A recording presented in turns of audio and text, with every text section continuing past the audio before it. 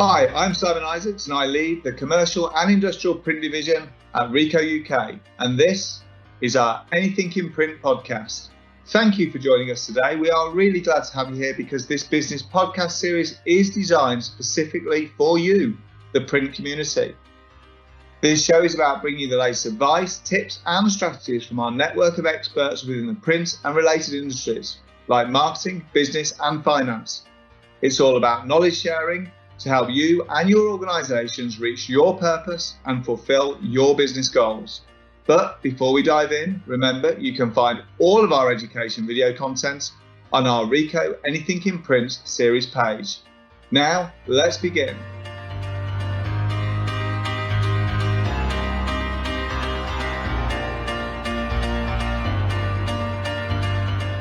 Sustainability is a huge topic that is thankfully continuing to gain momentum, and we all hear about our sustainability goals being discussed at a macro level, from worldwide forums and government agendas through to corporate boardrooms, down to a micro level at each individual, with friends down the pub, chance to be a fine thing, in households and critically with our children.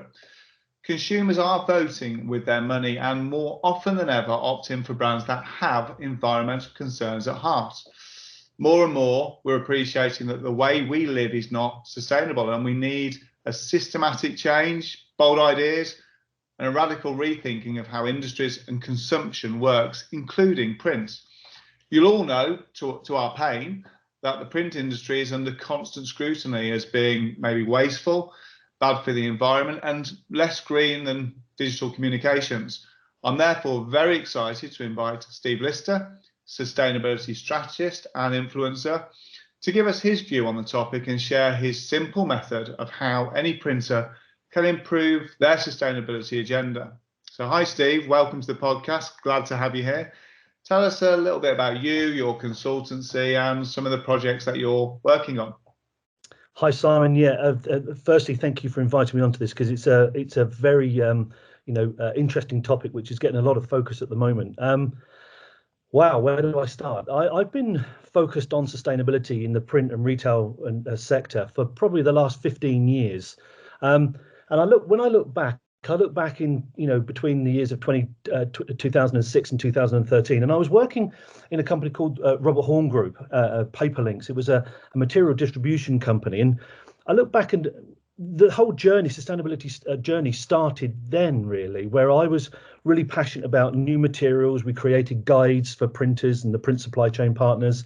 And we created the first recycling scheme for POS materials, and it was called R4. So I think at that time we were a bit ahead of our time, and I sort of went on this journey over that period where I've been working with global brands and retailers and supply chain partners in the print sector. And now I've got my own consultancy. I started it up 9 months ago. It's dead simple. It's stevelister.com. Just to give it a little plug there, Simon. But my focus is split between two areas at the moment. It's split between my consultancy business, and I'll talk about who I'm supporting there. And it's also split between Popeye, the Point of Purchase Association, where I'm their head of sustainability.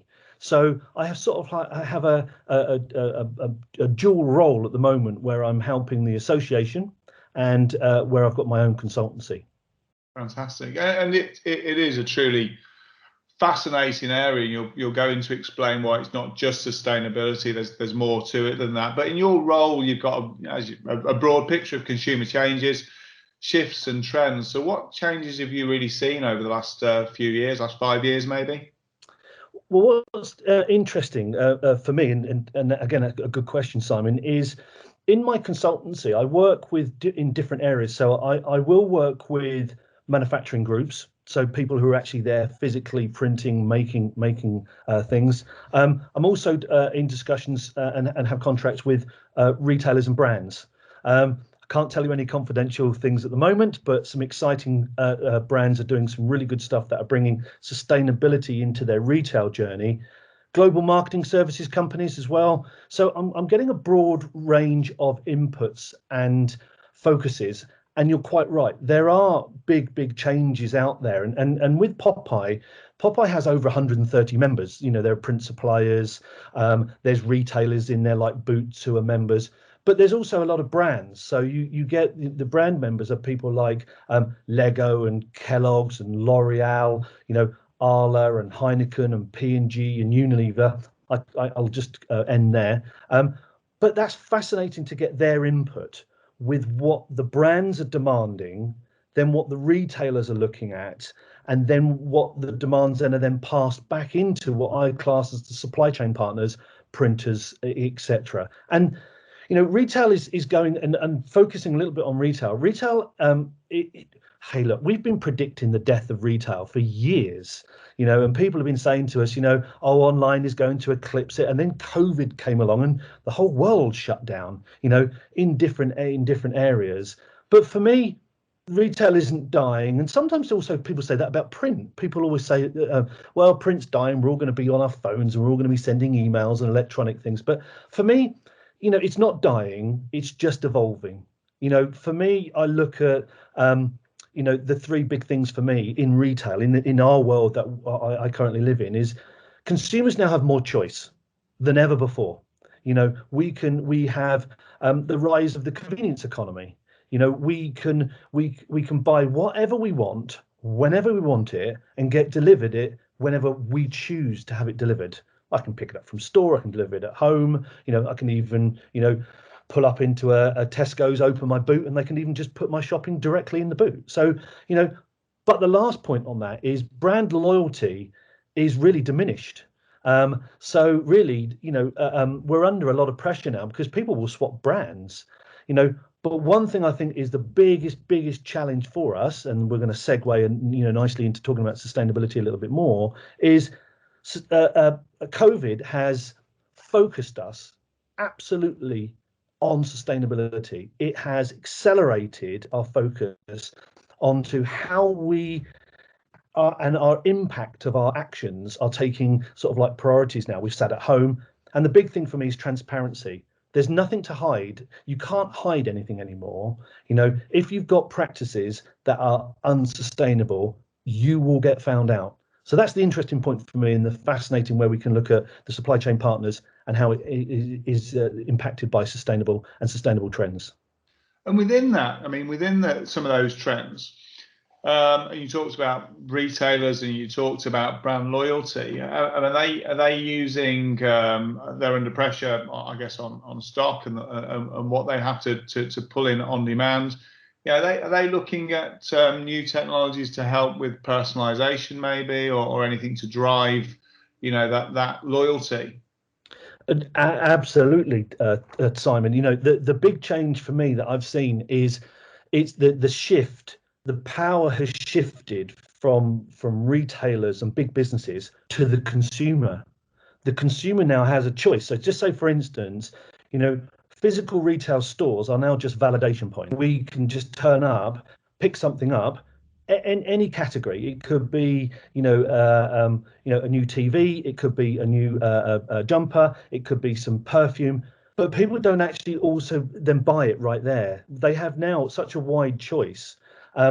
The rise of online, and we all know this. We've all sat at home for the last 12 months, and if we want to buy something, you just go online, click on it, and it gets delivered, including all your food. So you don't even have to to do that. But so, and we've also seen the rise of what's called direct to consumer, D2C. Brands now are going direct to consumers, which then has the knock-on effect, which print then has to catch up with mass personalization. So when your package turns up, it would be really nice if it said, "Thanks, Simon. Thanks, Steve, for your order. Here's your product."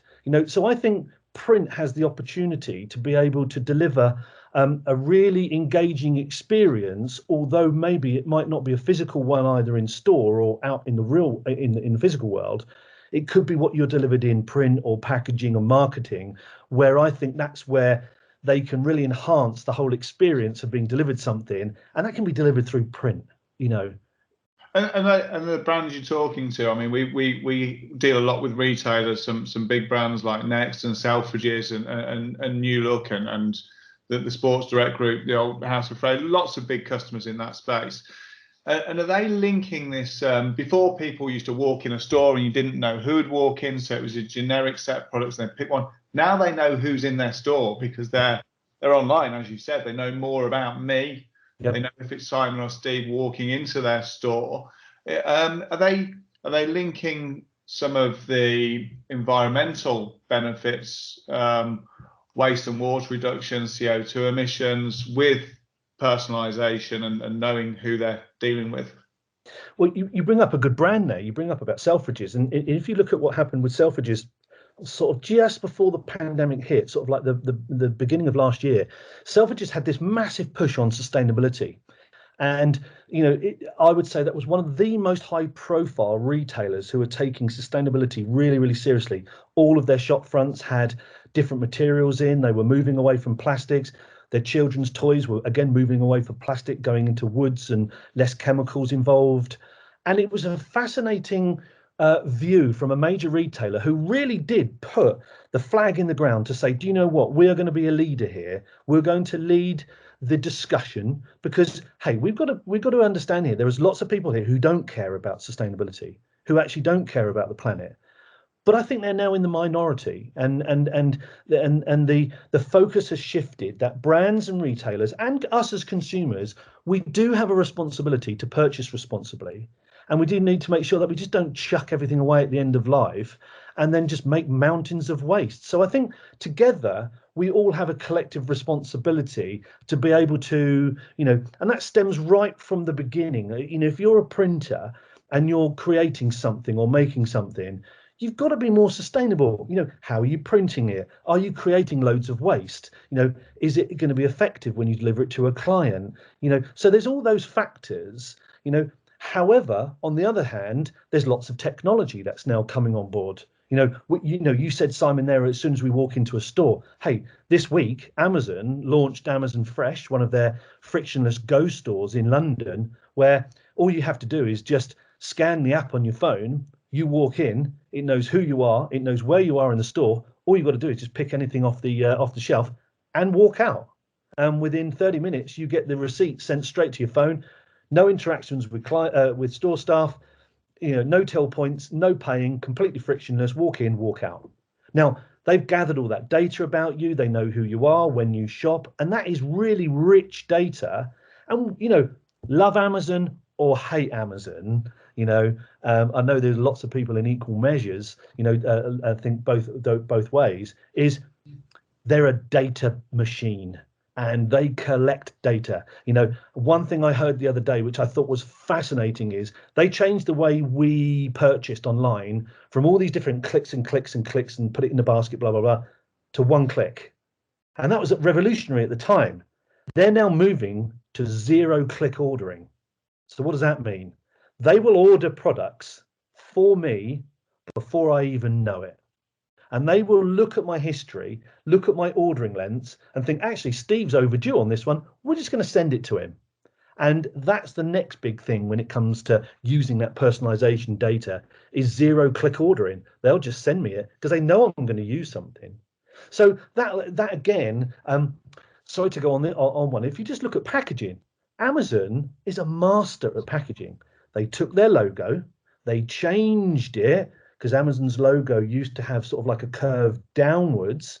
The agency changed it to an upward smile arrow. I don't know if anybody knows this about the Amazon logo. It says from A to Z. So again, the beautiful branding, but now on their boxes, they don't even have the word Amazon. All they have is the smile and the arrow.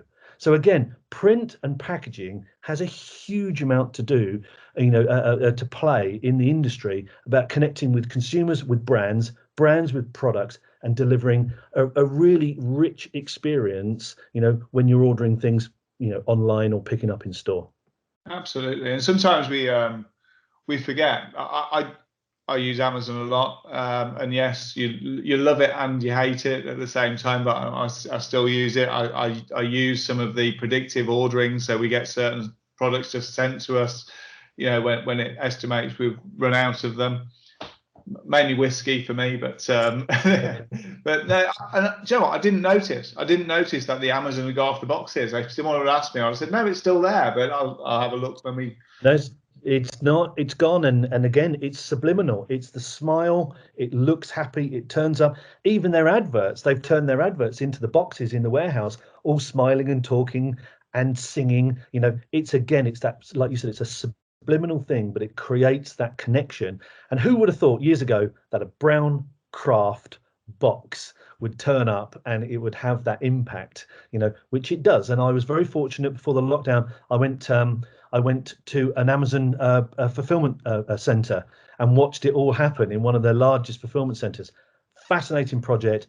Packaging still plays and printed packaging still plays an important part in the process of connecting the brand with consumers. Yeah, absolutely. And when you think about the sustainability of all of this and how it connects not just the brand to people, but also their employees to the brand values, that's key to all of this as well, making sure your employees understand the brand values and can evangelize them about, to their customers too.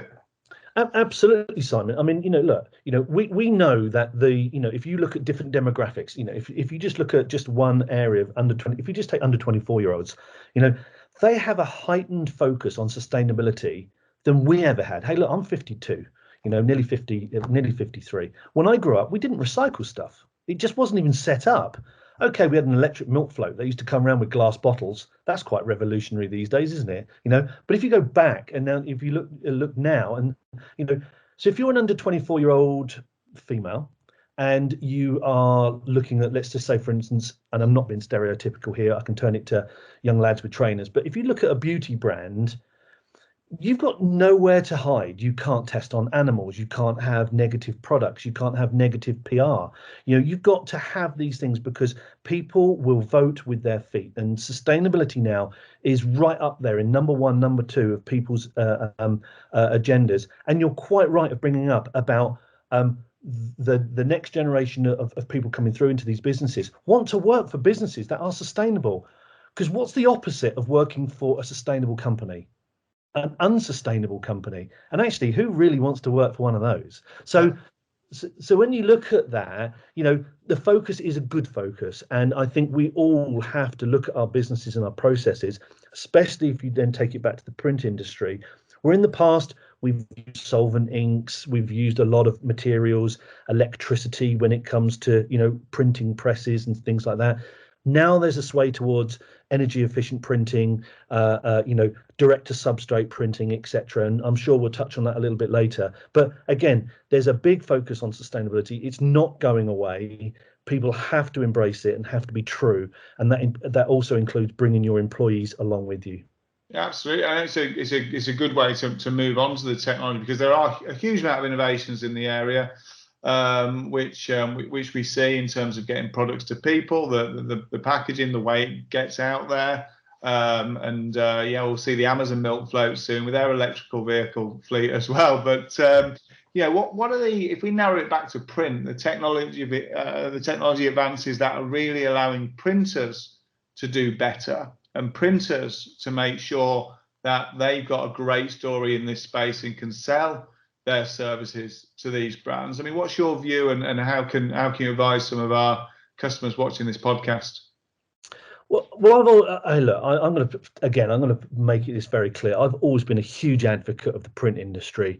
I've loved it. I've always been fascinated by taking something that's white, a white substrate, putting some ink on it, and looking at it and being really passionate at the end of it and thinking it's wonderful. I still have that wonder now when I look at some print and packaging. I think that is beautiful and engaging and exciting. And like the retail industry, the print industry has got to evolve.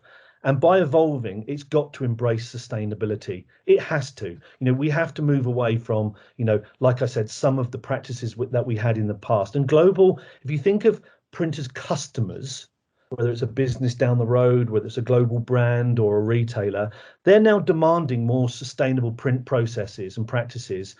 Could be cleaner inks, could be a move towards moving away from maybe PVC substrates. That's another huge debate, which we'll probably save for another day, but they will be demanding from the industry, and the industry has to respond. So it might be, you might be introducing a new flatbed printer. which I think Ricoh just has done. You might have to move towards more sustainable inks, like, I don't know, latex.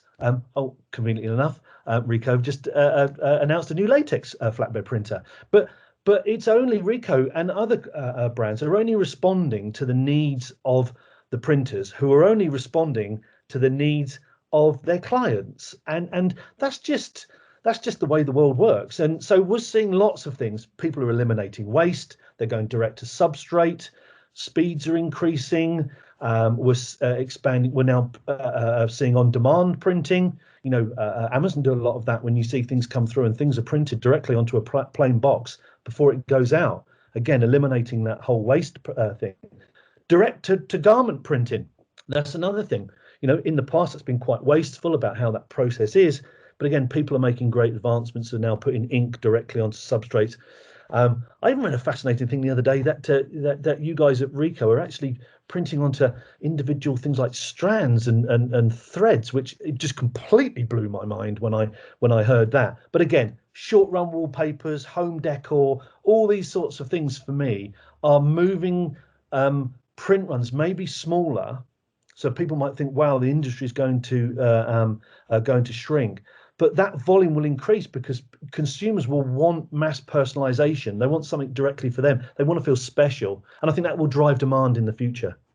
Well, so what's the, if you like, the life cycle of this? So as you say, we all look and respond to the what we feel, and I think most of us feel for the right reasons, that if we can do it in an environmentally friendly way, we should really focus our efforts and resources to do that. So we then look as a manufacturer to invent things that that fit in this space, because we know that's where demand is, and we know that's what we want to do in terms of creating things that protect and the human race, the planet. And like you mentioned with the strands, we can print directly onto a strand which goes into an embroiderer, and you can not dye the cotton, not waste it, print one thing after the next really easily. We're inventing vegetable based inks now, not just latex. So vegetable inks. But when you are talking to the retailer, when you're talking to who are obviously looking at the consumer, how do they know about this stuff? What's the interrelationship between what printers can do, because they understand print technology by looking at us going to these big print shows? The retail industry will go to its own shows on consumer habits. How do we link the two so we know that we can challenge how it's done now to create new things that involve the great print can do? A really good question, and one that I'm having a lot with different clients at the moment. And I think I've got a clarity on this. It's just telling a story. I mean, it's as simple as that, Simon. You've just mentioned some real technological invention by Ricoh, but why wouldn't you then tell that story all the way through? We all like to hear a story. We grew up with our parents and that telling us stories. And as we go older, as we grow up, we tend to stop telling those stories. And those stories are fascinating. Where does the cotton come from? Where does the fiber come from? If I was in a print business now, I would make sure that I knew where my substrates come from, because if I was selling it to a brand or a company around the corner, I'd like to say to him, hey, look, we source these all of our cardboard or fiber materials from forests that come from sustainable sources, and it comes from Sweden or it comes from Norway. My vegetable inks come from here. I don't use this because of this, and we construct it in a way in our business using latex printers on flatbed and and all of a sudden you've built up this beautiful story of the product. One, you might be able to charge more for it. Don't ever think I have this conversation all the time when people say to me, yeah, but sustainable products cost more and I can't sell it more to my clients. I'm sorry, that's probably because you're not building the value into it. I'm not saying people are not good salespeople, and I'm not saying that all companies will take higher priced product. I get that. I'm a realist. I deal with this every single day. What I think the thing we're missing is the ability to tell a story around what we use. We have some incredible materials, some inks, some print equipment. We look at all of that. Just tell the story. Tell it what it's made from. I've seen things where people have said, little logo on it. I used to be made from a yogurt pot. And it was a piece of material. If you go into Lush's stores, the cosmetics company, if you go into their stores, all of their black signage is made from the black containers that have been brought back and recycled into a new sign. I used to be an old black pot. Now, who doesn't like that story? So for me, it's more around, Simon, is people taking stock, looking at what they do, creating the story, which creates value, and then that will connect with the brands and the consumers that you want to sell your products to.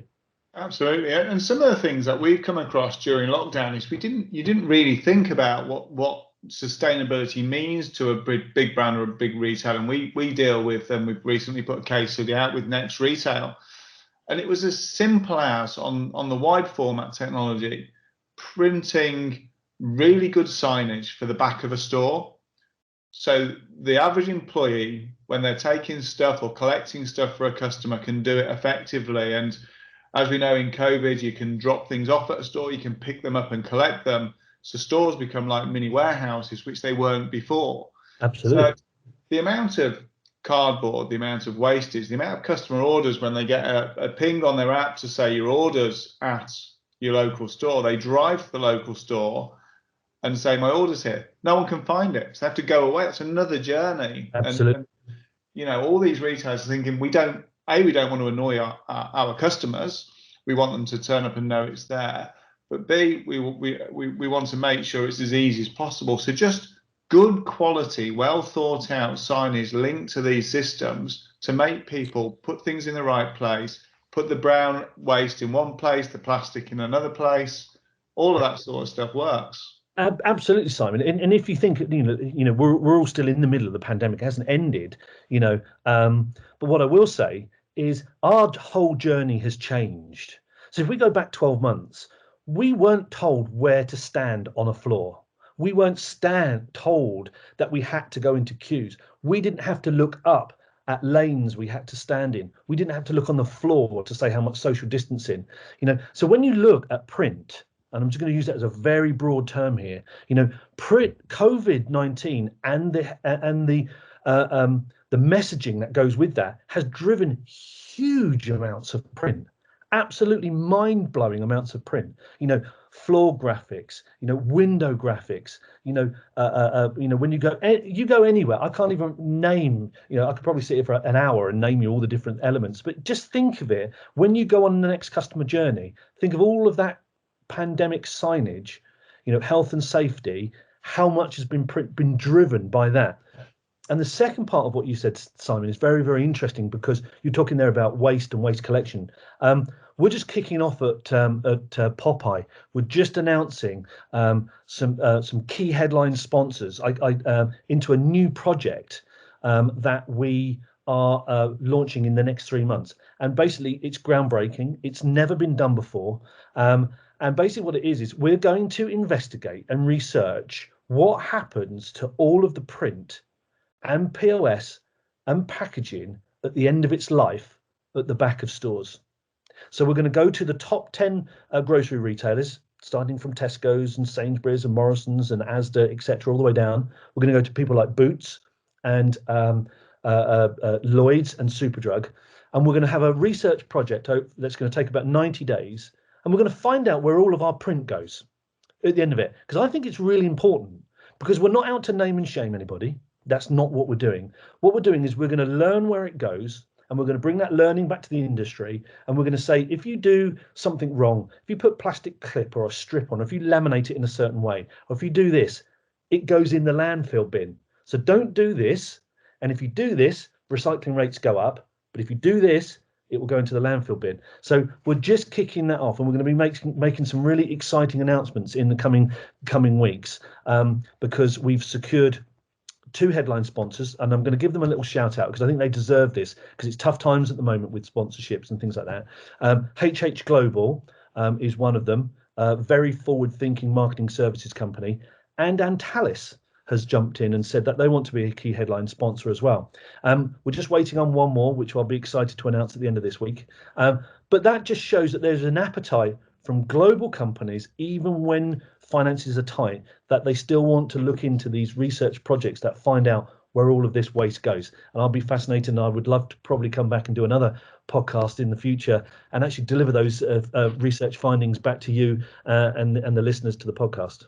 Absolutely. And you mentioned stories, and we all know printers, local printers, national printers that do work for all of these sectors. And some of them have been, impacted and closed in events and retail stores and hospitality.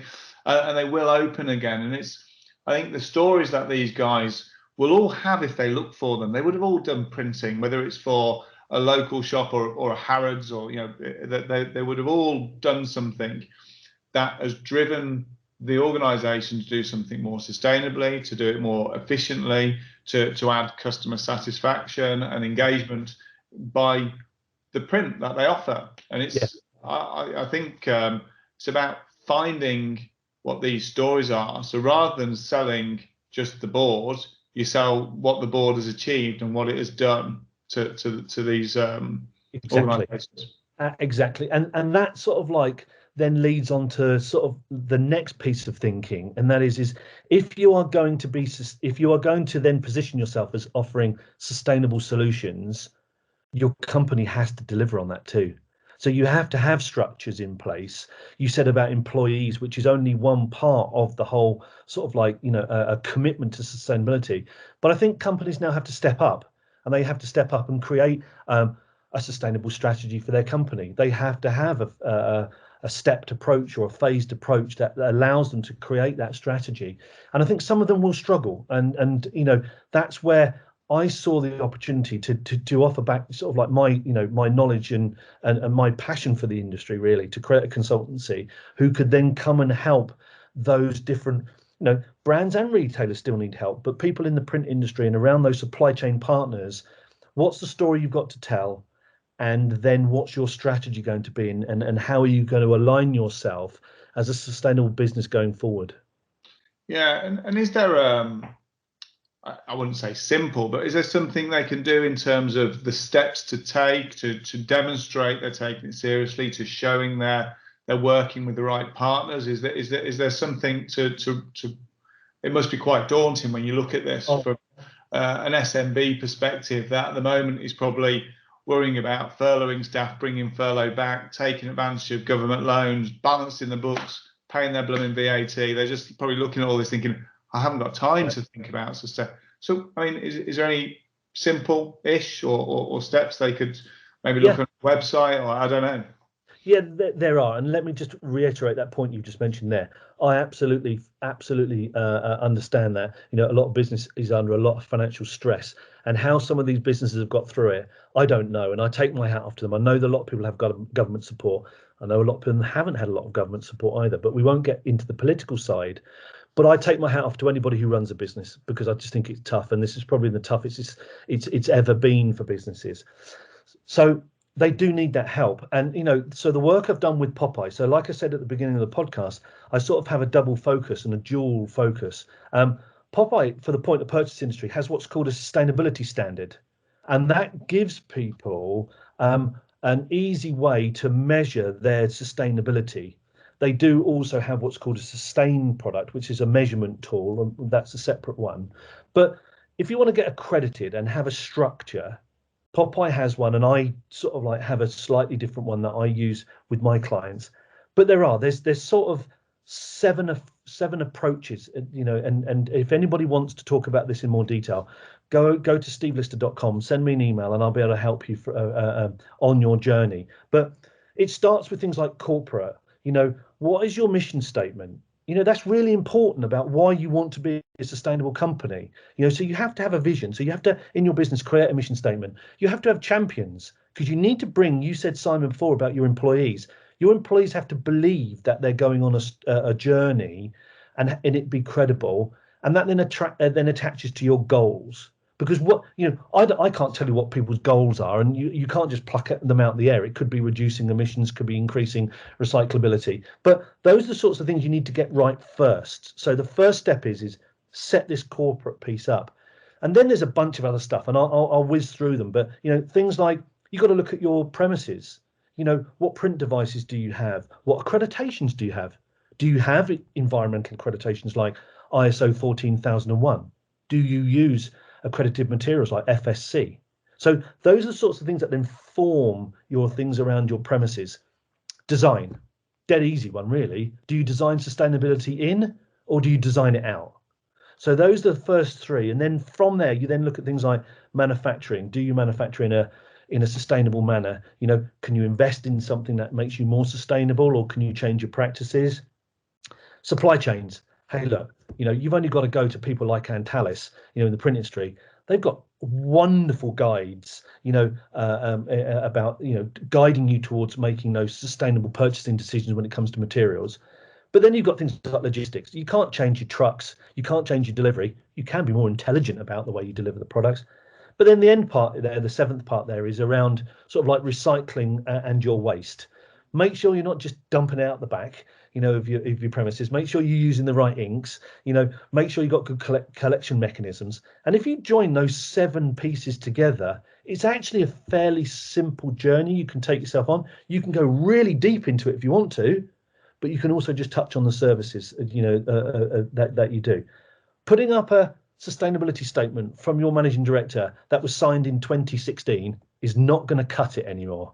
You do have to put an evidence and be transparent about your sustainable practices within your business.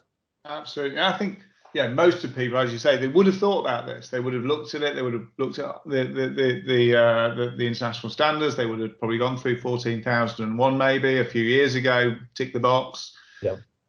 So this isn't meant to be, teaching people to suck eggs. But what the coronavirus and what the e-commerce boom, I think, has done, it's made people much more aware of how this stuff links in to actually doing business, to actually transacting. And I think, from going back earlier, it's for the print customers out there that I have and you have as well, to look at what impact print can have for their own business and for their customers, and what they've delivered for their customers, and bring it together with customer growth, satisfaction, efficiency, loss, reduction in wastage, all these sorts of things. It's really then bringing it together and showcasing it.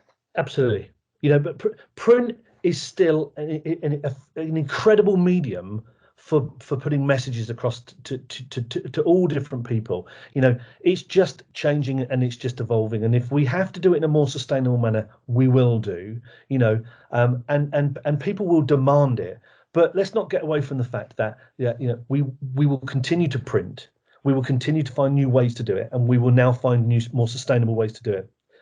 I will still be forever, completely have the admiration of these print companies who do some wonderful, innovative things, who change their thinking. And that's what it's about. It's having the passion in your business to take your clients new things and inspire them to change what they want to, how they communicate onto the next chain. So for me, I just look at the printers and go, yes, it's been tough. I understand that. I get that. But now's the chance to reinvent yourself, and now's the chance to be more innovative, and now's the chance to be able to take more engaging, more impactful, print media to your clients, engage them, and let's reignite ourselves back after post-COVID and get print back in the hands of the people it should do, and that is the brands, the retail, and the consumers. Absolutely, and it's been an incredibly fascinating discussion, and I thank you for your time, Steve. Do you have any closing advice to the listeners through the eyes of your clients in their target markets as well, to help them have those discussions? Yeah, it's 2 things. Just be confident and be proud of what you do. Take it to your clients and showcase what you do and how flipping good you are at what you do, because print is tough. Yes, I know sometimes it can be commodity driven. I understand that. But from my experiences over the last 15 years of working with those global brands and retailers, they're always looking for new ideas. They always want to be inspired, and they always want the next big thing that's going to inspire the consumer to buy something. So think about what you do, find really great new ideas. It could be a design, it could be a new material, and take it and showcase to those people, because that's what they want. They want to be sold to. They want to see something new that they've not seen before, and they want to then, take it to their consumers, wherever it may be. It might just be a corporate brochure. It might just be a leaflet or a flyer that you're creating for someone. At the end of the day, it's still got to be impactful. It's still got to be engaging, and it's still got to connect with the consumer. So what I would say is take those new ideas out, be proud of what you do, find it, and then communicate it in a really nice new story. It could be it's sustainability, but it could be just an innovation piece where you look at it and go, this is something different. Be enthusiastic, take those ideas out, and you'll grow your business. Brilliant. Thanks, Steve. Brilliant. Thanks, Simon. Appreciate it.